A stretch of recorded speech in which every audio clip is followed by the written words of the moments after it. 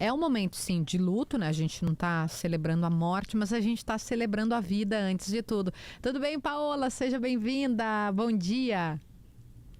Oi, tudo bom? Tudo bom, Kelly, PG? Oi, Quanto Paola. tempo? Ai, que delícia estar em imagens também. Que prazer te ver depois de tantos anos. A Paola trabalhou com a gente, foi editora de moda do Caderno Dona, da Zero Hora, uma colega muito, muito querida mesmo. Que bom estar contigo, Paola. Começo te perguntando sobre isso que a gente estava falando sobre a Preta Gil, né? Sobre como se expressava no dia a dia ou no contato que tu tinhas com ela.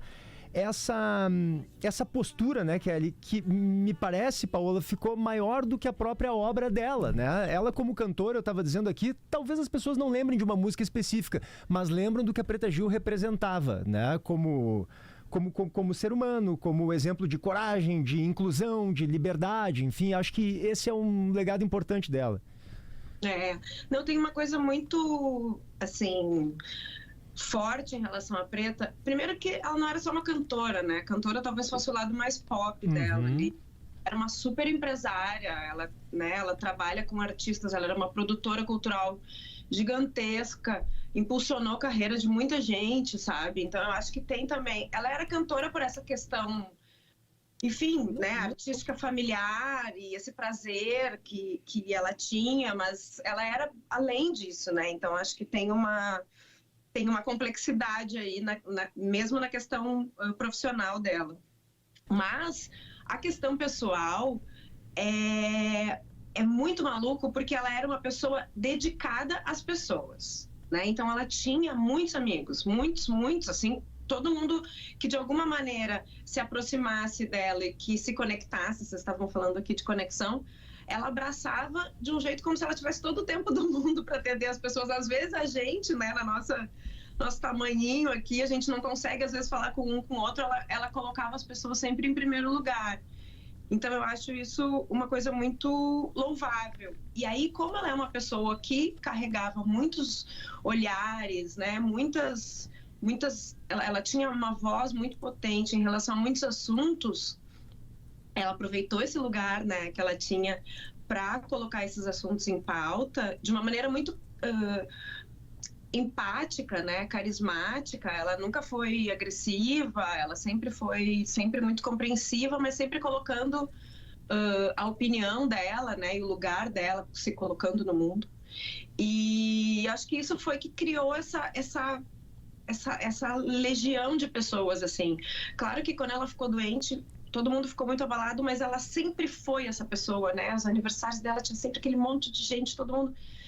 Ela sempre foi esse gigantão, assim. E aí, com a doença, todo mundo ali junto, né? Pensando com a esperança de que a coisa que ela ia melhorar, que ela ia se curar, daí vai e volta, né?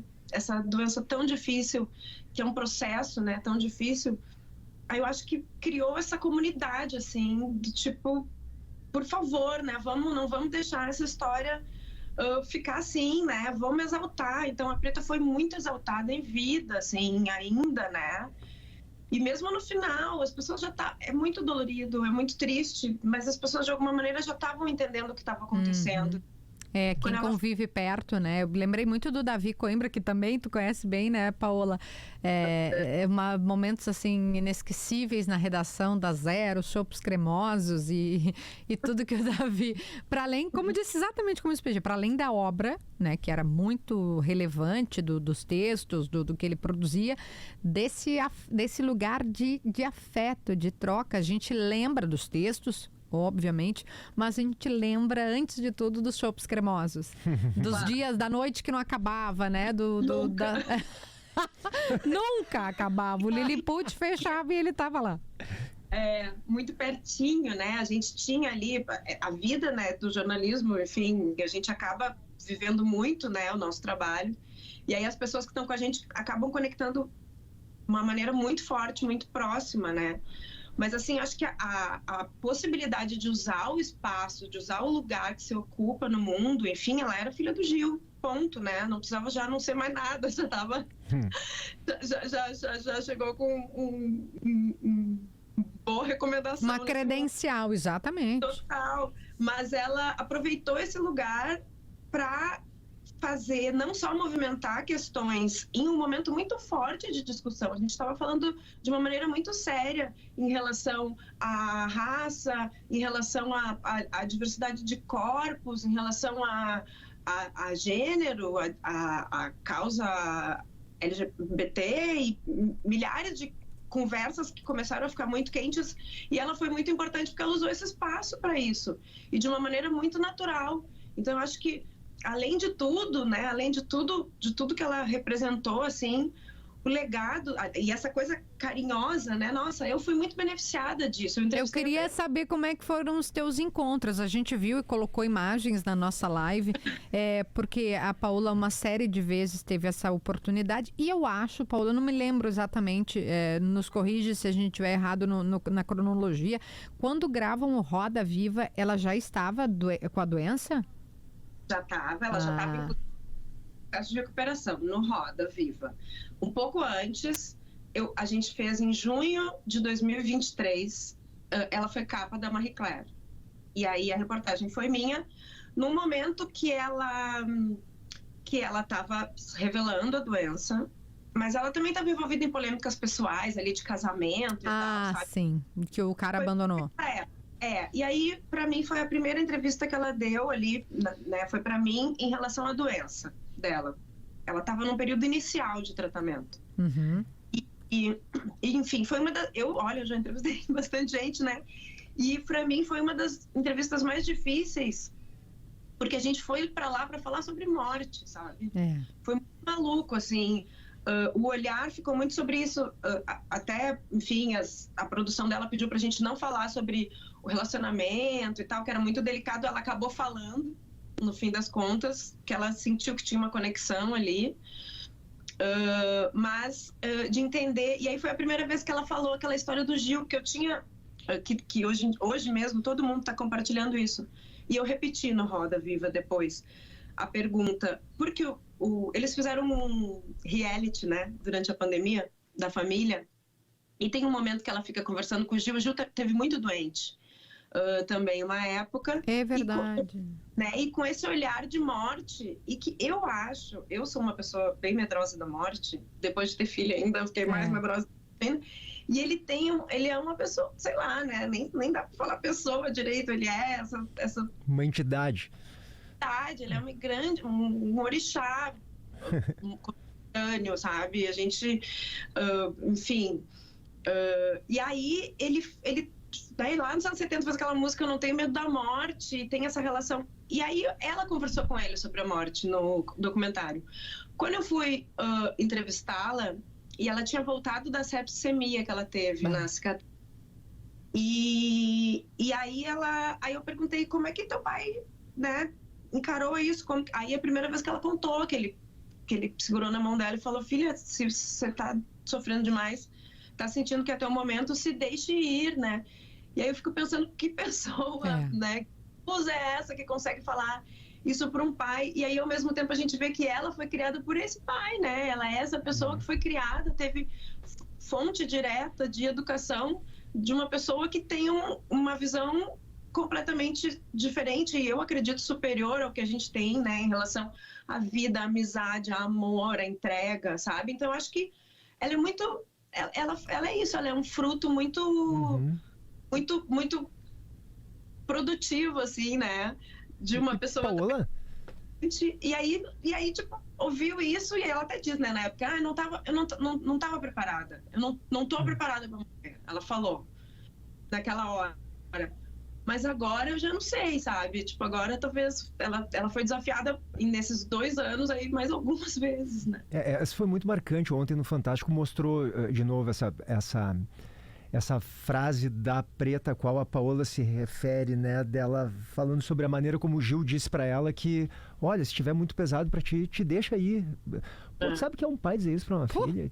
Eu não consigo me colocar nesse lugar. Mas olha o nível, né, de certa forma, de generosidade, assim, de tipo, olha, eu tenho todos os motivos pra ser egoísta nesse momento, porque seria fundamental pra mim que tu ficasse, minha filha, mas se tá doendo sobremaneira, acho que tu tem que te permitir ir. Pô, foi muito emocionante. Tu sabe, PG, que eu vou contar uma coisa pessoal, assim, que quando meu pai descobriu Peraí que eu vou voltar, Paula. Vai tranquilo. Quando meu pai descobriu o câncer, em dado momento ele falou, eu não quero fazer esse tratamento, que era um tratamento bem agressivo. E aí o meu irmão ficou indignado. Como assim tu não vai lutar para viver, né? E aí eu disse pro meu irmão, a decisão é dele, né? Porque a gente tem esse egoísmo, né? Eu não sei se a palavra até é egoísmo, que ela é um pouco pesada e ruim, mas a gente quer que a pessoa fique com a gente, porque a gente ama. E o meu irmão falou assim, tu vai fazer, e ficou um clima ruim no carro, assim, tinha acabado de sair do médico, e falou que ele ia ter que fazer uma cirurgia, depois a gente encontrou um outro tratamento, tá? Mas ia perder, ia tirar uma parte, né, da garganta e talvez ele ficasse sem voz, e ele ia ter que ficar internado, e ele ia ter que botar a sonda, e meu pai falou, eu não quero. E aí foi um choque, que é esse choque aí que é tão, por isso que é a nobreza do Gil, né, de dizer... Cara, se tu achar que tá pesado, vai, né?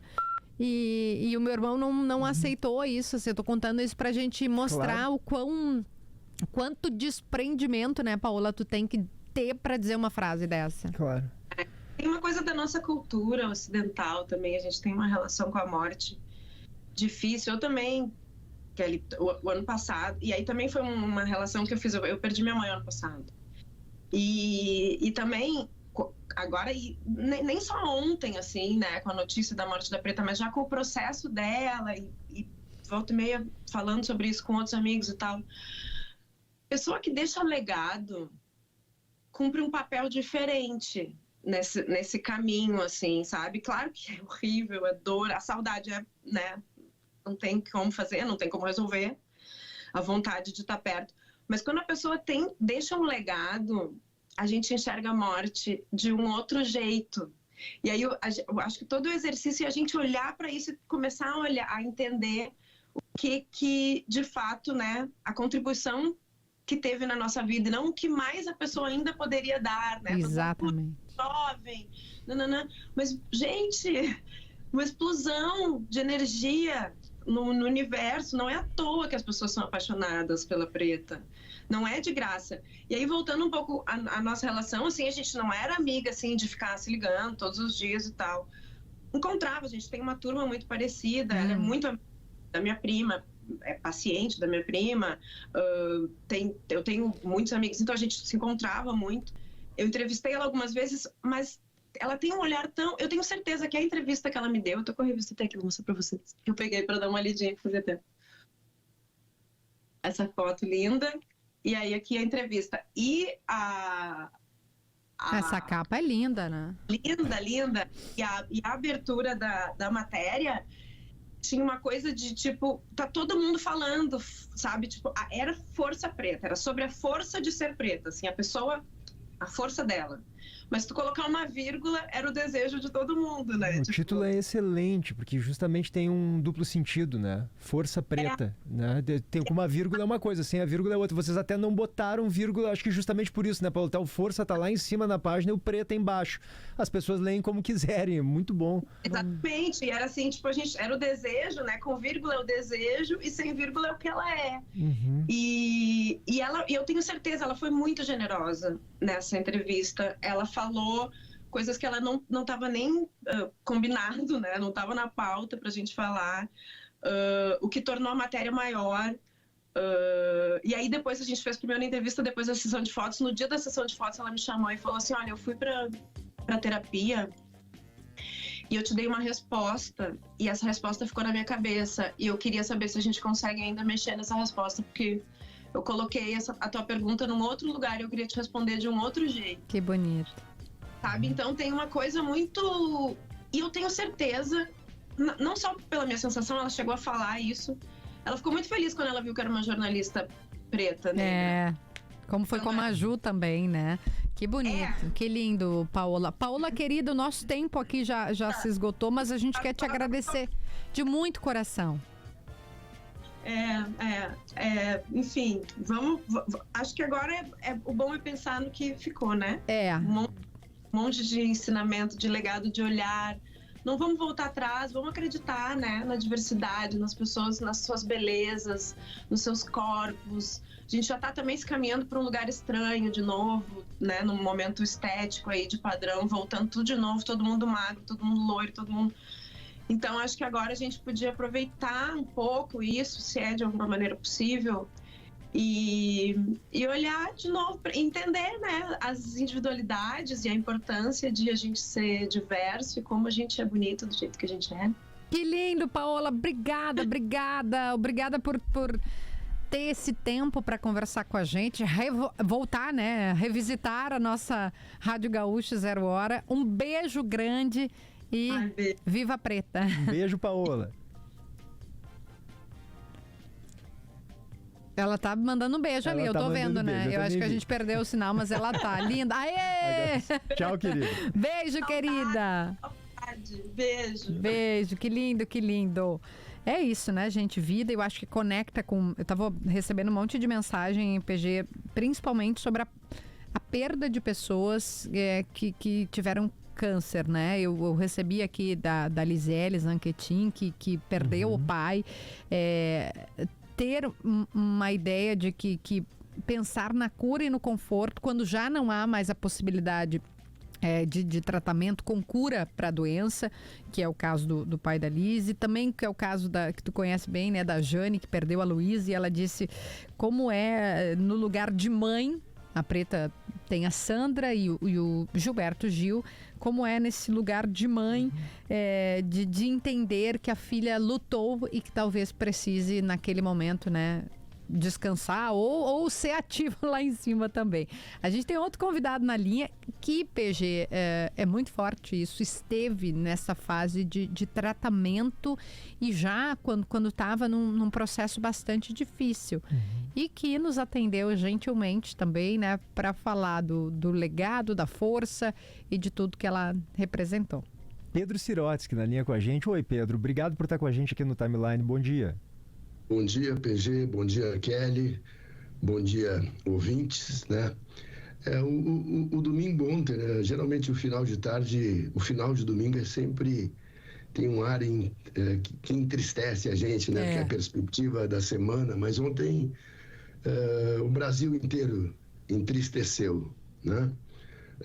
Ao recebermos essa notícia triste, né? Da passagem da Preta, né? Que, por um lado, por tudo que ela vinha passando, a gente imaginaria que em algum momento nós receberíamos essa notícia, mas quando ela vem, ela é sempre muito triste. E eu quero, antes de mais nada, aqui mandar um beijo, assim, mas muito, muito, muito fraterno a toda a família Gil, né? E muito especial ao meu amigo Gilberto Gil, um amigo de mais de 50 anos, que está aí e a mãe da Preta, a Sandra Gadelha, que eu não a conheço, mas que merecem todas as energias de amor do povo brasileiro nesse momento, por essa dor incalculável. Pedro, a gente tem a sonora, o trecho dessa entrevista, e eu quero falar contigo, eu pedi falar contigo sobre isso, quando a Preta conta que o pai, vamos ouvir o que disse para ela que ontem repercutiu, já tinha repercutido quando ela deu essa entrevista, mas que ontem foi relembrado com a sutileza que tem o que o Gil diz para ela. Vamos ouvir. Uma conversa que eu tive com ele na UTI, e eu tava muito mal mesmo, assim. E ele viu que eu tava lutando, assim, pela minha sobrevivência, e aí ele sentiu isso e me deu um conselho, assim, se estivesse pesado para mim naquele momento, e se eu não quisesse mais, que eu fosse. Isso é amor, isso é uma prova de amor, né? Você dizer para um filho, se você não estiver aguentando, vá, né? E aquilo bateu em mim como um sopro de vida. Ô Pedro, tu que convive com a família, que é um amigo do Gil e esteve com a Preta agora recentemente, vocês, né, gravando um documentário, o que você pode compartilhar com a gente dessa força do Gil e dessa capacidade de entender que amor é também deixar ir? Eu estava ouvindo aí a conversa que vocês tiveram anteriormente e acho que vocês definiram muito bem, né? O Gil, ele é um ser de uma outra dimensão que passa por essa vida para brilhar e para nos ensinar, né? O Gil é realmente um orixá, né? E uma pessoa que tem uma capacidade de dizer para uma filha num estado como estava a sua filha, num momento de muito sofrimento, num dos tantos tratamentos que ela teve que se submeter, é uma força estranha, é uma força que não se conhece nos seres humanos, digamos, de um plano mais tradicional. Mas se existe uma coisa que eu convivo bastante com essa família, de várias formas, seja socialmente, seja nos seus trabalhos. Existe ali uma aura de amor e de respeito entre todos, que é uma espécie de autossustento, é uma espécie de combustível distribuído entre todos, que obviamente hoje todos, sem nenhuma exceção, devem estar vivendo a dor da perda, vivendo a dor de ter visto um dos seus membros tão queridos como a Preta sofrer, porque não foi fácil esse tratamento para a Preta, ela sofreu muito, ainda que, como você disse, eu tive com ela há poucos meses atrás, no dia 23 de maio, fui visitá-la em Nova York e era impressionante, assim, a força que ela emanava. Ela dizia-se muito cansada, sim, né, com dores no corpo, mas que não se entregava. E ela tinha muita consciência do amor que ela estava recebendo, não apenas da sua família, mas de um país inteiro. Ela sentia isso. E acho que isso talvez tenha sido um dos principais combustíveis de ter dado a ela, quem sabe, até uma sobrevida física por mais tempo, diante de uma doença que ela foi acometida que quando vem é muito violenta, né?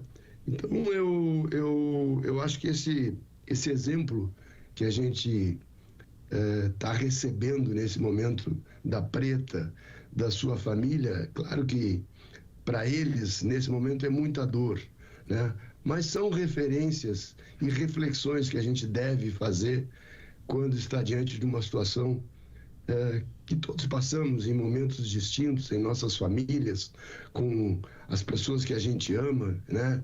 E que somos todos passageiros, né? Em que algum momento, seja da forma que for, passaremos por isso.